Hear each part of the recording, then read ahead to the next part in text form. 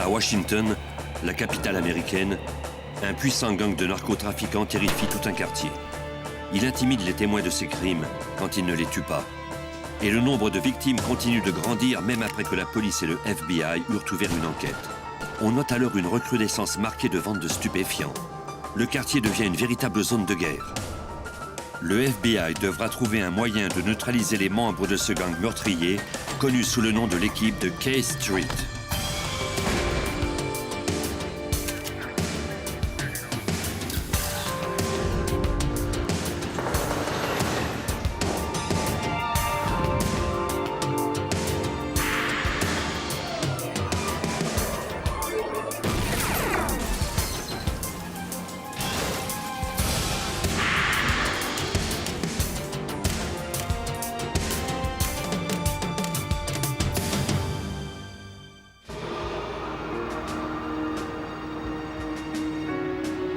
Dans cet épisode, certains noms ont été changés. Washington, aux États-Unis. Cette ville de monuments et de musées est aussi le siège de la justice américaine. On y trouve la Cour suprême, le département de la justice et le siège du FBI. Mais même la capitale américaine n'est pas à l'abri de la criminalité. Le 22 mars 1991, Wendy York, âgée de 20 ans, rentrait chez elle après avoir fait quelques courses. Elle partageait un appartement avec ses cousines Territa et Teresa Lucas. Teresa était étendue sur le canapé dans le salon, le visage couvert de sang. Wendy se précipita à l'extérieur pour appeler le service d'urgence. Une standardiste dépêcha des policiers sur les lieux. Ils arrivèrent à l'appartement quelques minutes plus tard. Teresa Lucas avait été abattue d'une balle à la tête. Dans une des chambres, les policiers trouvèrent un autre corps sans vie et un enfant. La deuxième victime était Territa, la sœur de Teresa. Elle avait aussi reçu un projectile à la tête. Son enfant, lui, était sain et sauf.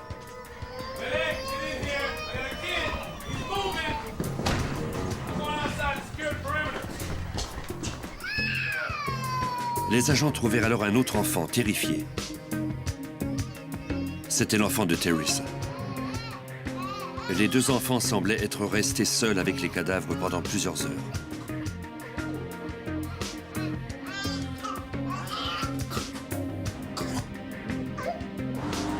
Peu de temps après, la mère des victimes arriva à l'appartement. Renee Brown fut surprise de trouver des policiers tout autour de l'immeuble. Dans mon esprit, mes pensées se bousculaient. Je voulais entrer, mais les policiers m'en empêchaient. Quand ils m'ont dit que je ne pouvais pas entrer, je leur ai répondu que c'était chez moi et que je devais entrer. Ça a été le jour le plus pénible de toute mon existence. Je ne pourrai jamais l'oublier. Mes deux filles étaient des mères dévouées et elles adoraient leur enfant. Elles ne méritaient pas de mourir ainsi. Les experts ratissèrent l'appartement. Ils ne trouvèrent aucune trace d'entrée par effraction. Rien dans l'appartement ne semblait avoir été déplacé ni volé.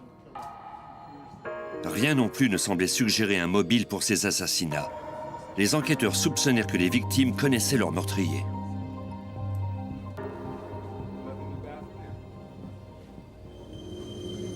Ils demandèrent à Renee Brown de vérifier l'appartement.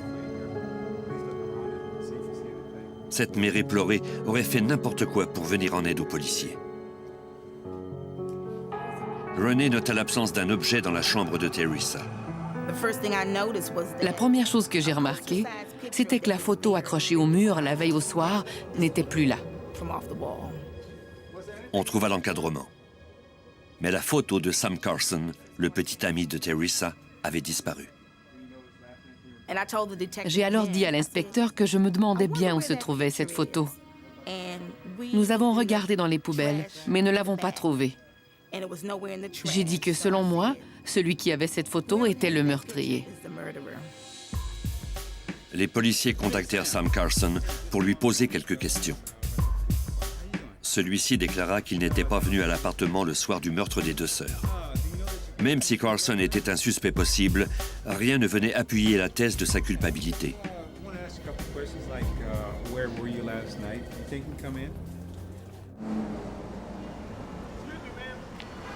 Les enquêteurs interrogèrent plusieurs résidents du quartier. Tous les voisins déclarèrent ne pas avoir entendu les coups de feu tirés dans l'appartement des Lucas.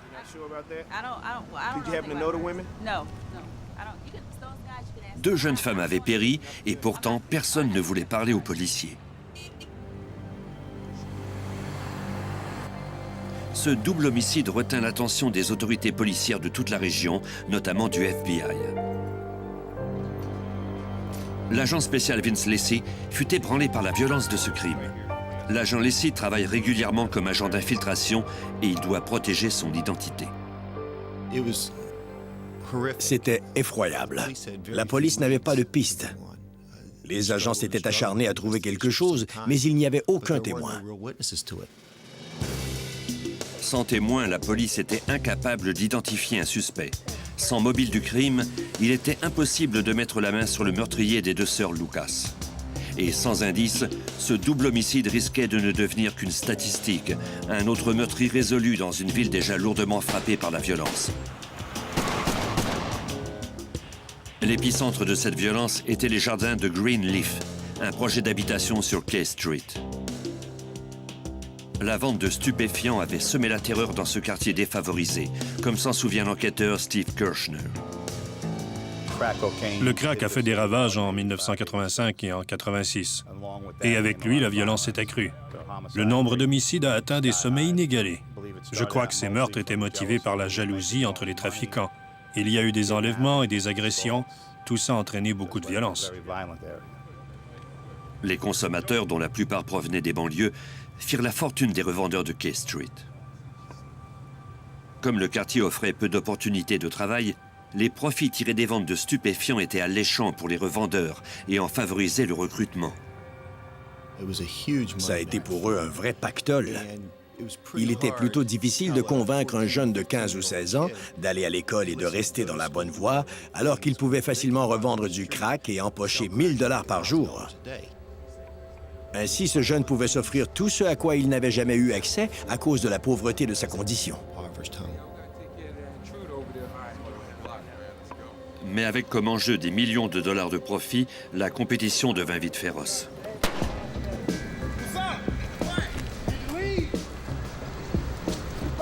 Les rues devenaient des territoires que les gangs se disputaient. Tout le quartier était un véritable baril de poudre, prêt à exploser, comme nous le raconte l'inspecteur Tony Brigadini de la police métropolitaine. Le secteur était dangereux. Les statistiques que nous avons compilées après plusieurs années d'enquête nous montraient que c'était devenu un des quartiers les plus violents de la capitale.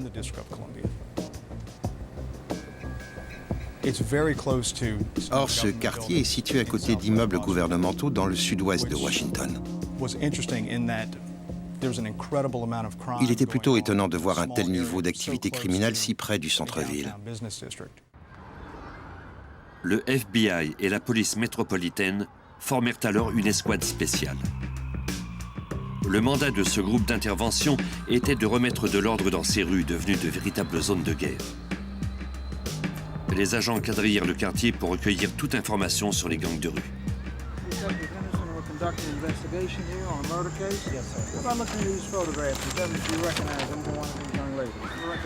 Les gens du quartier craignaient visiblement de parler, voire même d'être vus avec les enquêteurs. Quand on frappait chez quelqu'un et qu'on lui demandait si on pouvait lui parler, on était sûr que 3 minutes plus tard, tout le quartier saurait que la police était là. Déçus du manque de coopération de la population, les agents tentèrent une nouvelle approche. Parfois, on suivait quelqu'un jusqu'à son lieu de travail. On essayait de les voir quand ils étaient à l'extérieur du quartier. On faisait tout ce qu'on pouvait pour que le reste du quartier ne sache pas qu'on interrogeait ces personnes. Peu à peu, certains résidents commencèrent à s'ouvrir. Ils parlèrent des vendeurs de drogue qui avaient pris tout le quartier d'assaut. Il y avait l'équipe de K Street. menée par Vincent Hill, un sociopathe sans pitié qui semblait carburer à la violence. Si quelqu'un l'irritait pour une raison ou pour une autre, il n'hésitait pas à prendre un bâton de baseball, un marteau ou tout autre objet qui lui tombait sous la main pour le frapper. Avec son argent et sa brutalité, Hill était devenu l'un des hommes les plus puissants du quartier, l'enquêteur Neil Trugman de la police métropolitaine de Washington. Il se percevait comme un parrain de la mafia. Il n'avait peur de rien. Selon des informateurs du FBI, même si Vincent Hill dirigeait l'équipe de K Street avec une poigne de fer, il était respecté par ses hommes. Vincent Hill avait la réputation d'être un tyran, mais on le respectait malgré tout parce qu'on voyait qu'il avait de l'argent. Il était bien habillé, conduisait des voitures de luxe. Ces hommes se faisaient manipuler par lui pour vendre de la drogue.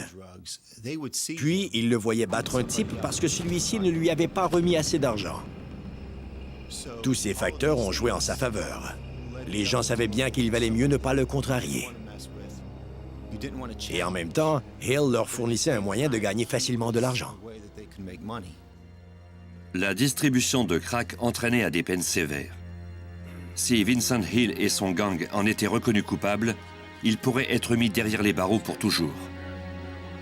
Quand les agents lancèrent leur opération, le gang de Hill avait déjà une longueur d'avance sur eux. Juste avant qu'on ne démantèle le gang pour vente de cocaïne, celui-ci abandonna ce commerce pour se consacrer exclusivement à la vente de marijuana. Ils avaient compris qu'en vendant du crack, ils écoperaient de peines sévères alors que la vente de marijuana est considérée comme un délit mineur et qu'elle n'entraînerait même pas de peine de prison. La demande de stupéfiants était effarante. Des acheteurs venaient des banlieues pour s'en procurer. Le gang réussit à maintenir sa marge de profit tout en diminuant ses risques d'emprisonnement. Les ventes ont augmenté en flèche. Tous ces types se remplissaient les poches. Ils pouvaient gagner 3, 4 ou 5 000 $ par jour chacun en ne vendant que de la marijuana. Les plans de l'escouade spéciale étant réduits à néant, les policiers durent se ressaisir. Pendant ce temps, les revendeurs, eux, devinrent de plus en plus audacieux. Il m'arrivait de circuler dans le quartier à bord d'une voiture banalisée et de voir ces types m'offrir des sacs de marijuana à 20 $. Et quand finalement ils se doutaient que vous étiez un flic, ils prenaient la fuite.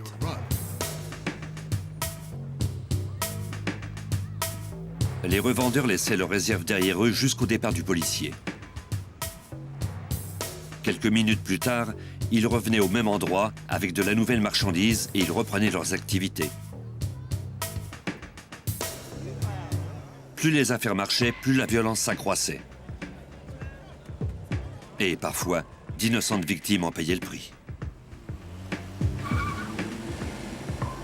Le 29 août 1992, Travis Ross et ses deux amis furent pris pour des revendeurs de drogue de gangs rivaux.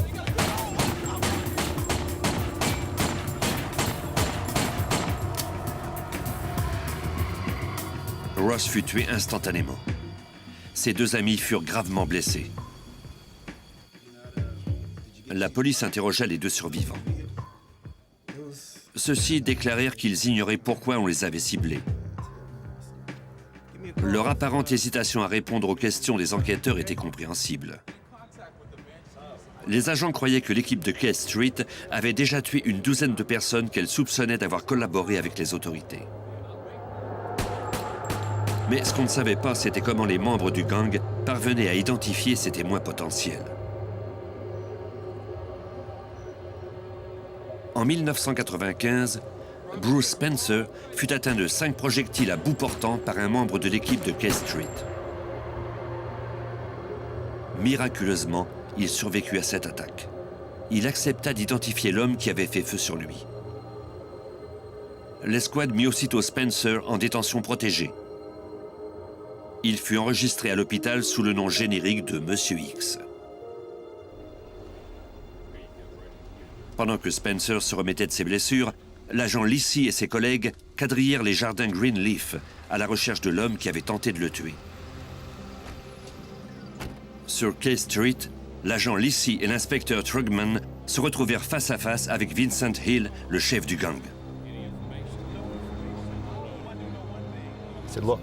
Il nous a dit que tous nos témoins allaient mourir, chacun d'entre eux, même notre ami enregistré à l'hôpital sous le nom de Monsieur X.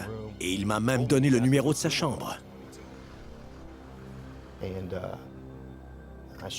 J'ai secoué la tête comme si je ne savais pas de quoi il parlait, mais ce n'était pas le cas. Il voulait qu'on sache qu'il s'occupait de repérer les témoins et de les liquider.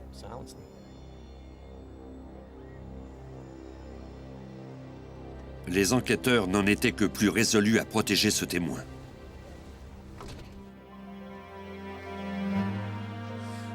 Mais les menaces de Hill parvinrent aux oreilles de Spencer. Craignant pour sa vie, il refusa tout net d'aider les enquêteurs. Les membres de l'escouade étaient découragés. C'était une nouvelle défaite contre l'équipe de K Street.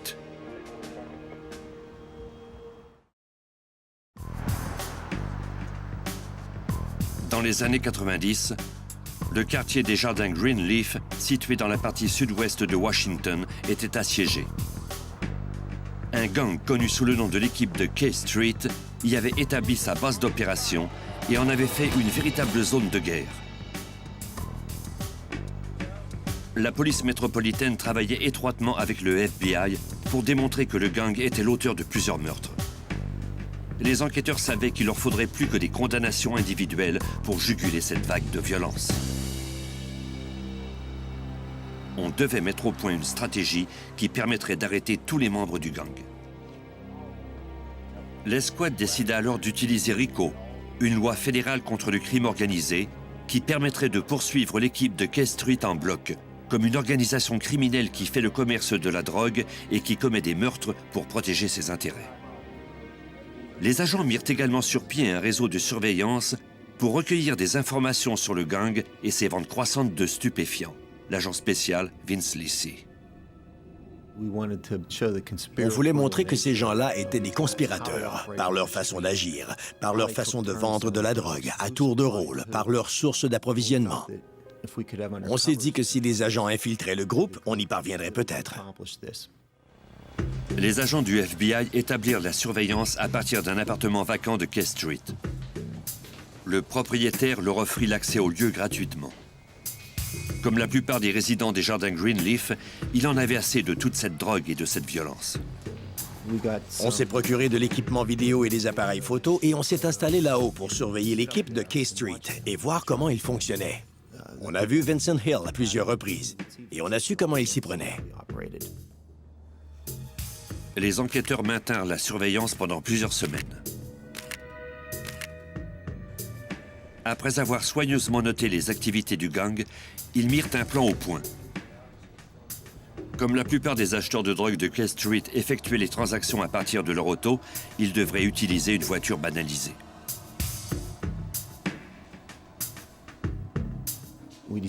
On s'est dit que le meilleur véhicule serait une camionnette. On a choisi la camionnette la plus vieille et la plus sale que le FBI possédait. Ensuite, on a acheté des coffres à outils qu'on a laissés dans la boîte arrière pour qu'on croie qu'il s'agissait du véhicule d'un employé de la construction. La camionnette était équipée de caméras de surveillance et de micros. 2 enquêteurs de la police métropolitaine, Joe Abdallah et Jim Scheider, furent recrutés d'un autre poste de police. Ainsi, les membres du gang ne pourraient pas les reconnaître. Ils se feraient passer pour des ouvriers venus acheter de la drogue. L'enquêteur Joe Abdallah.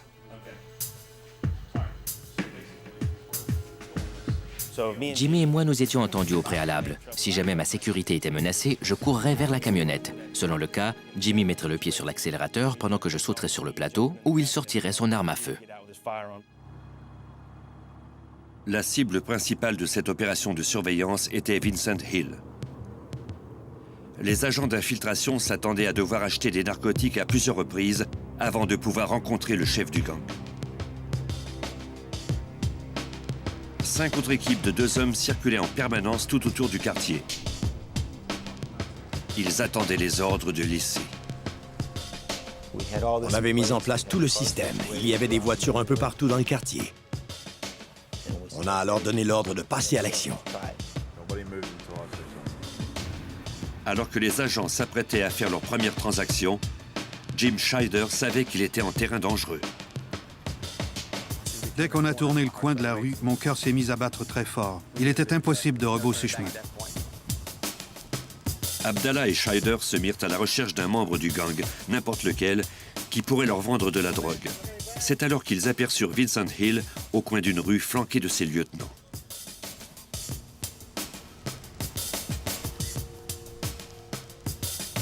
L'équipe de K Street était en force.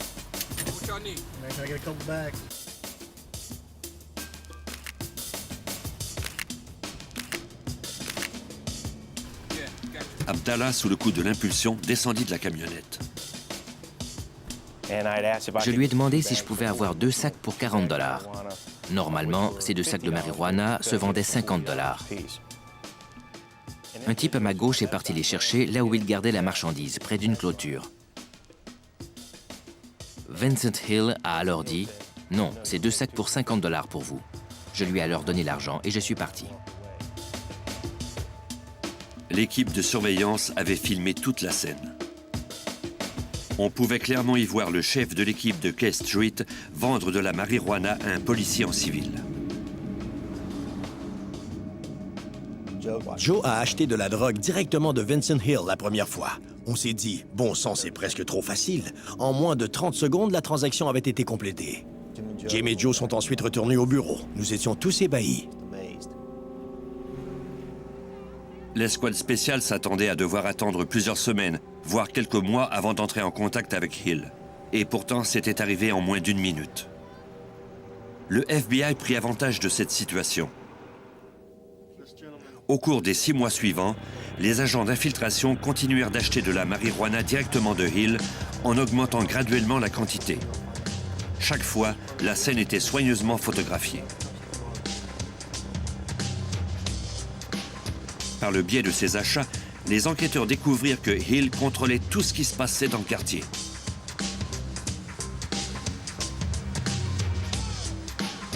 Cela devint évident quand Abdallah et Scheider tentèrent d'acheter leur drogue d'un autre type que Hill. On s'apprêtait à faire cet achat quand on a entendu quelqu'un crier au bout de la rue. En se retournant, on a vu qu'il s'agissait de Vincent Hill. On est revenu en arrière et on a acheté de la drogue de lui. C'est vous dire à quel point il était puissant dans ce quartier.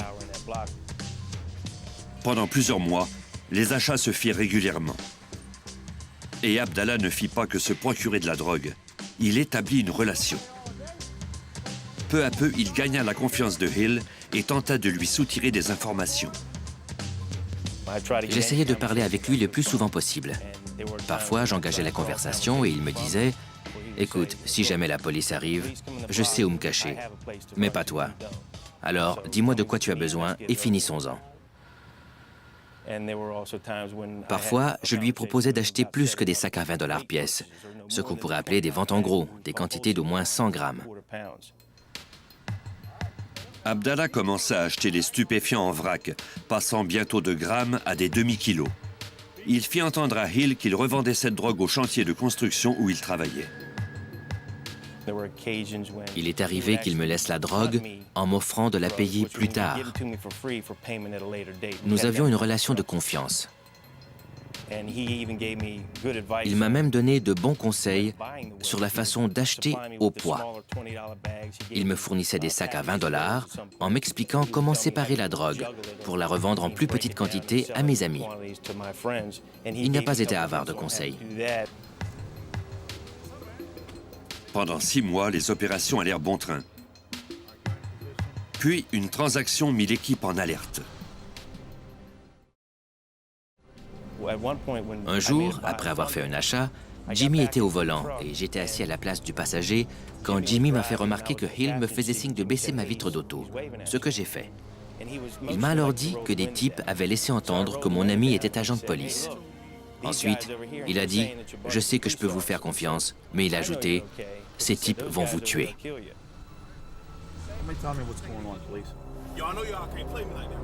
Ça nous a désarçonnés. En partant, on a vu que les types qu'il nous avait indiqués portaient des capuchons et qu'ils regardaient dans une direction opposée à nous. Apparemment, Hill ne semblait pas croire qu'Abdallah et Scheider étaient des policiers. Les 2 agents poursuivirent leurs opérations.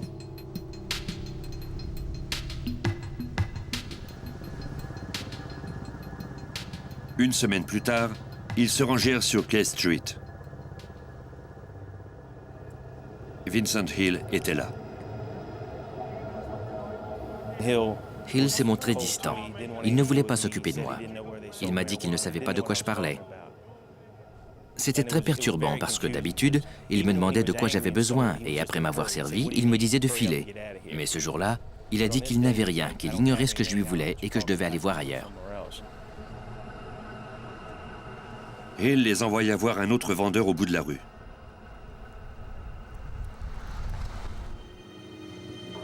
Ce soir-là, Abdallah rencontre l'homme dans une maison abandonnée. Le policier se préparait à une confrontation armée. Ce monsieur est entré dans la maison et il m'a demandé de le rejoindre.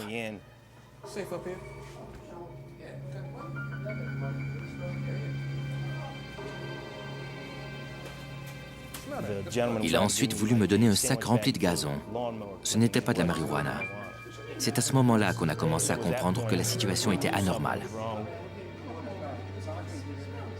Abdallah savait qu'il avait été démasqué.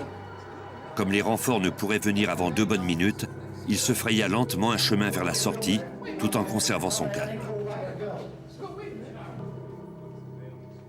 L'opération secrète était terminée.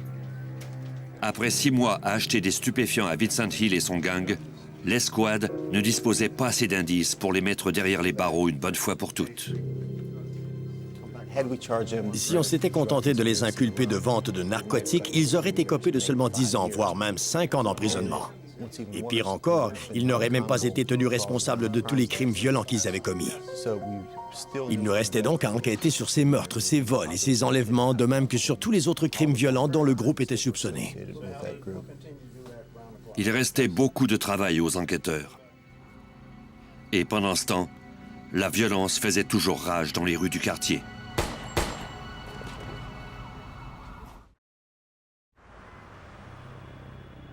À Washington, une opération secrète menée pendant quelques mois avait commencé à donner des résultats.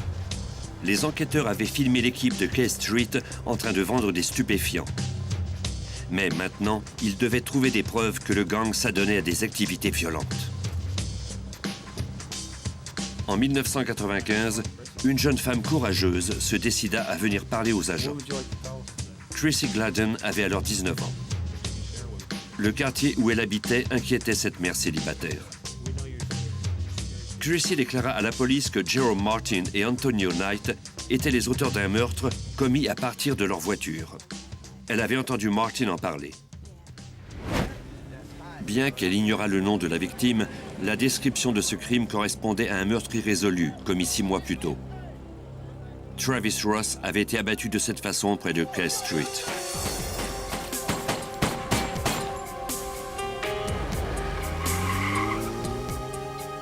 Deux de ses amis avaient été gravement blessés. Tracy voulait témoigner contre les membres du gang, car elle savait que leur présence dans le quartier le rendait très dangereux.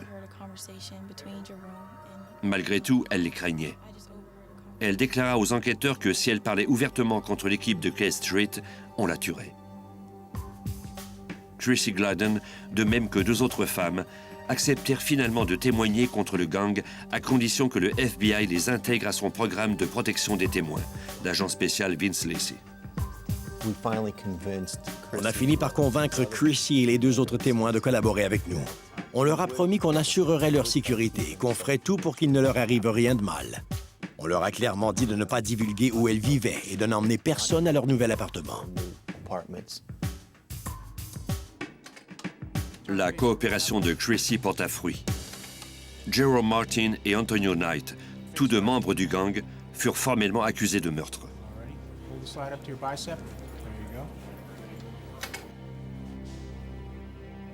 Lacey croyait qu'il détenait assez d'indices pour obtenir gain de cause.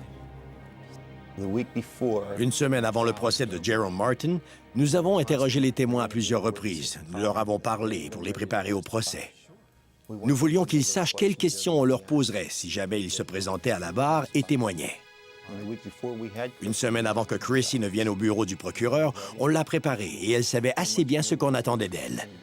Elle n'avait pas assisté au meurtre, mais nous avait permis de répondre à plusieurs questions sur cet homicide.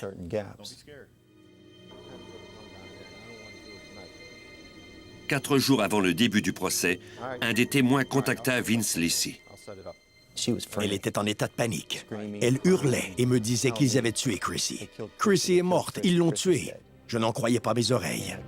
Et quand j'ai compris ce qu'elle tentait de me dire, ça a été comme si j'avais reçu un coup de poing dans l'estomac.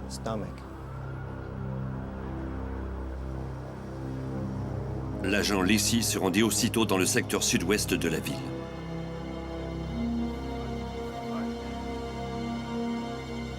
Sur la scène du crime, la police métropolitaine lui fit un compte-rendu des événements.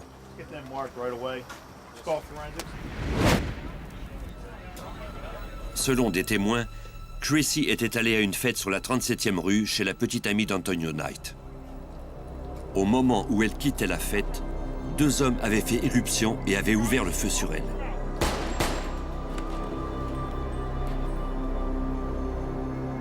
À l'arrivée des policiers, Chrissy était morte. Chrissy croyait qu'elle ne courait aucun danger. Elle faisait confiance à ses amis et à tous les gens de ce quartier. Elle pensait pouvoir retourner sans risque dans ce secteur.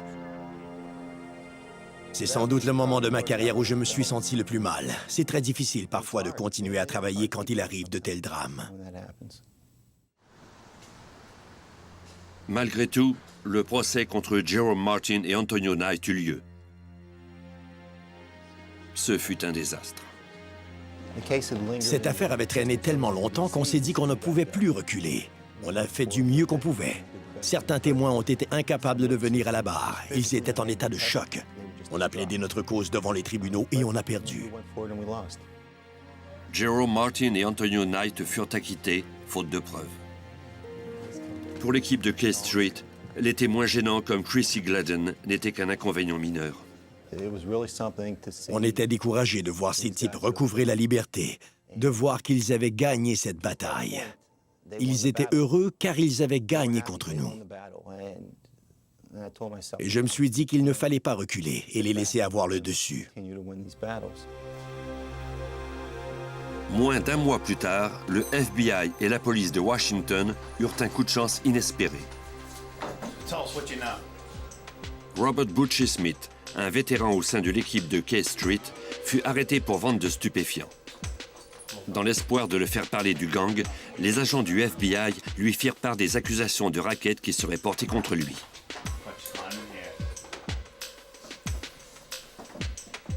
Il se constituait un dossier en se basant sur la loi RICO et pourrait bientôt relier les ventes de stupéfiants du gang à une série de meurtres. La stratégie porta fruit. Smith accepta enfin de parler.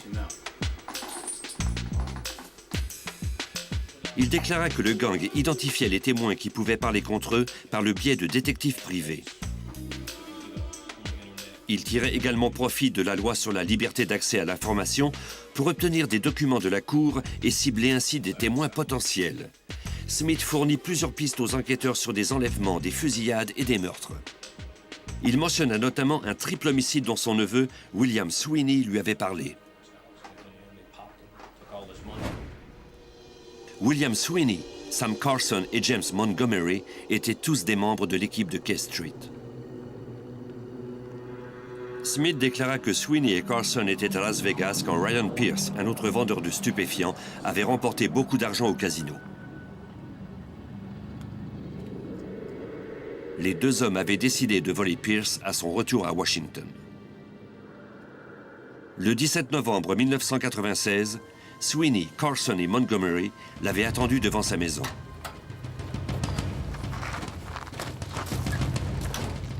Pierce était arrivé tard ce soir-là en compagnie de 3 amis.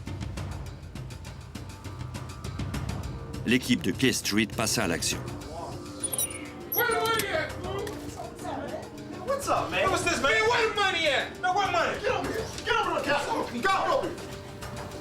Pierce déclara alors qu'il avait déjà déposé ses gains à la banque. Il n'y avait pas d'argent dans la maison. Sweeney tua les 2 hommes. Une femme tenta de s'enfuir et fut abattue. Une autre réussit à se cacher jusqu'au départ des meurtriers.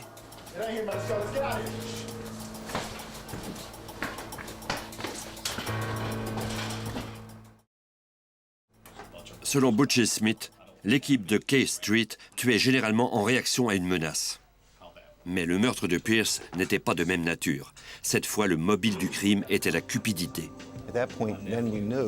Ça signifiait qu'on pouvait travailler sur un acte d'accusation et préparer les chefs d'inculpation contre ces individus pour autre chose que la vente de drogue.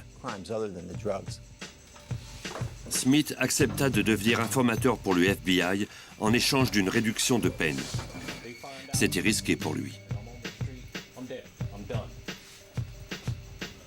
Si quelqu'un découvrait qu'il parlait aux autorités, Vincent Hill le ferait abattre. Des experts analysèrent une empreinte digitale relevée sur la porte moustiquaire de la scène du crime. Elle correspondait aux empreintes de Sweeney, ce qui corroborait les déclarations de Butchie. Ce qui nous a également aidés, c'est les relevés téléphoniques de William Sweeney que nous avions obtenus. Certains des membres de notre équipe ont suivi cette piste. Ils ont contacté la compagnie de télécommunications de son portable et découvert qu'il s'était servi de son appareil près de la scène du crime, au moment du triple homicide.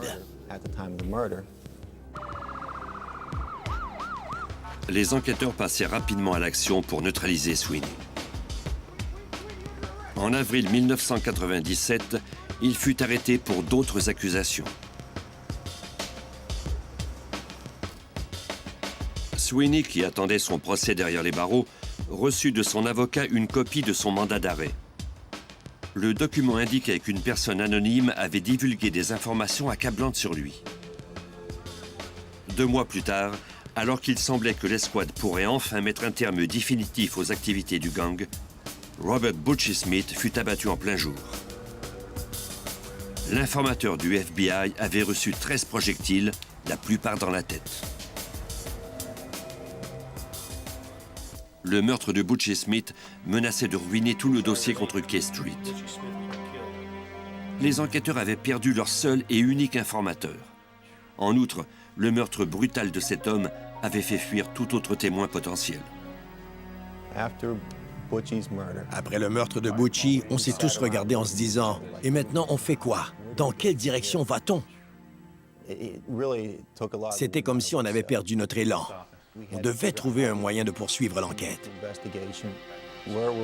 On s'est dit qu'on pourrait continuer de suivre la piste que Butchie nous avait fournie. Mais on devait toujours trouver quelqu'un qui nous aiderait de l'intérieur. Et Butchie n'était plus là. On s'est réunis et on s'est dit qu'on ne pouvait pas laisser ce drame nous abattre. On ne pouvait pas s'arrêter.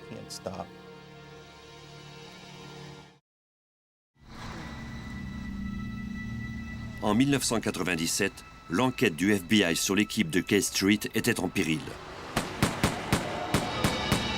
Le seul informateur des agents avait été abattu en plein jour. D'autres témoins potentiels étaient terrifiés à l'idée de connaître le même sort. Avant d'être tué, l'informateur Butchie Smith avait dit aux enquêteurs que James Montgomery était l'un des auteurs du triple homicide.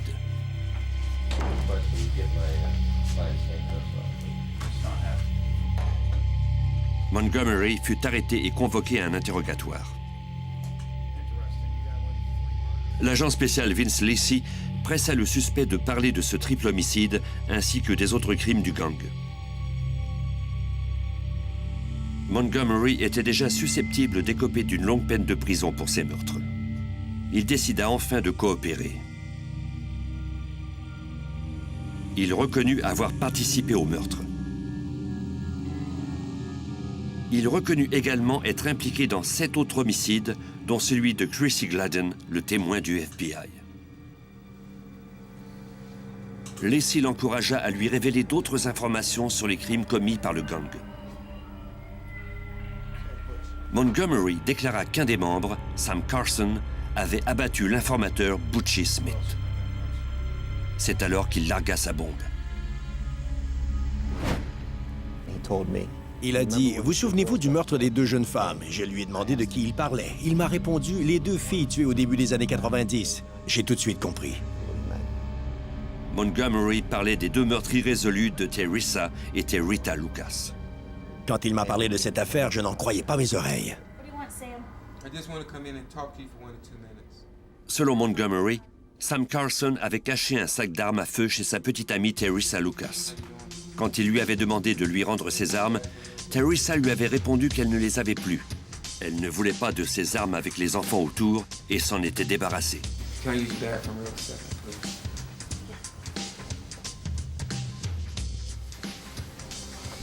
Furieux, Carson avait décidé d'affronter Teresa une dernière fois. Il avait caché son pistolet dans la salle de bain.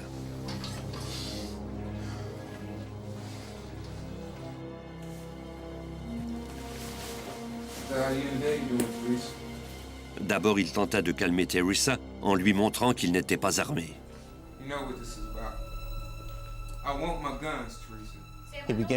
Il lui a alors demandé « Où est mon arme? J'en ai besoin. Où l'as-tu mise? »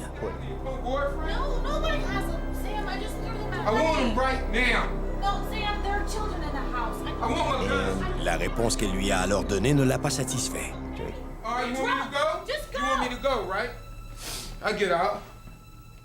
Il est retourné dans la salle de bain où il a pris son arme.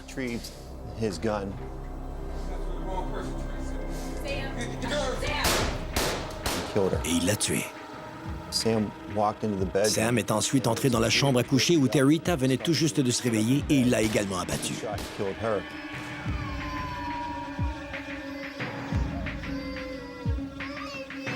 Selon Montgomery, Carson s'était ensuite débarrassé de tout indice de sa présence sur les lieux du crime. Il a pris tout son temps. Quand il a constaté qu'il avait éliminé toutes les photos de lui, qu'il avait effacé toutes ses empreintes digitales, il est sorti de l'appartement, est monté dans sa voiture et il est parti. Les enquêteurs demandèrent ensuite à Montgomery comment le gang avait découvert l'identité des deux policiers en civil, Joe Abdallah et Jim Scheider.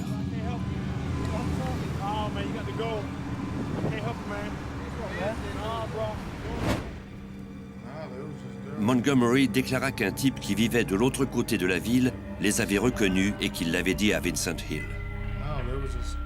Même si Hill ne l'avait pas cru de prime abord, cela avait éveillé ses soupçons, comme nous le raconte l'enquêteur Joe Abdallah.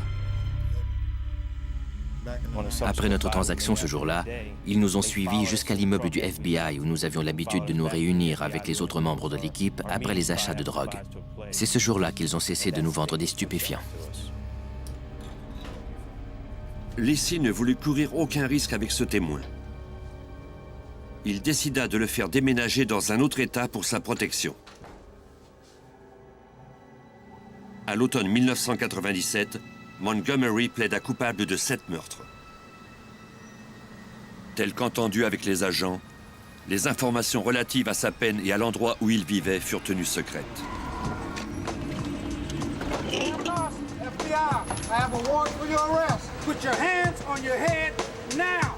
La police arrêta Sam Carson et le fit inculper du meurtre de Teresa et Teresa Lucas.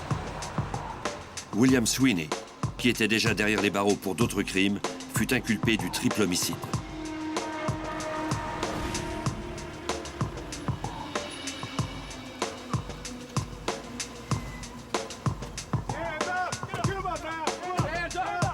Une fois Montgomery en sécurité, les autorités commencèrent à démanteler l'infrastructure de l'équipe de K Street.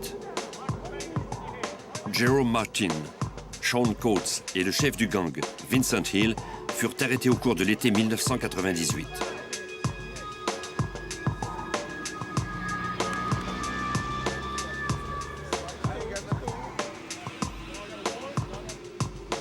L'acte d'accusation fédérale contre le gang incluait 13 chefs d'inculpation de meurtre, 87 chefs de racket, d'autres chefs de distribution illégale de stupéfiants, d'enlèvement et de vol. Pendant le procès, le juge autorise à l'écoute de l'enregistrement des témoignages de Chrissy Gladden et de Robert Butchie Smith. Même mortes, les victimes du gang pourraient pointer leur bourreau du doigt. En 2001, tous les membres du gang accusés de meurtre ont été reconnus coupables et ont écopé de peines d'emprisonnement à vie sans possibilité de libération conditionnelle. Quant aux autres membres, ils ont plaidé coupables à une série d'accusations allant d'enlèvement à trafic de drogue. Dans mon esprit, il était évident que tant que ces hommes seraient en liberté, ils continueraient de sévir. C'était toute leur vie. Ils savaient comment s'y prendre pour vendre des stupéfiants, pour voler et pour tuer. Grâce aux efforts conjugués du FBI et de la police de Washington, K Street est maintenant redevenu un endroit sécuritaire.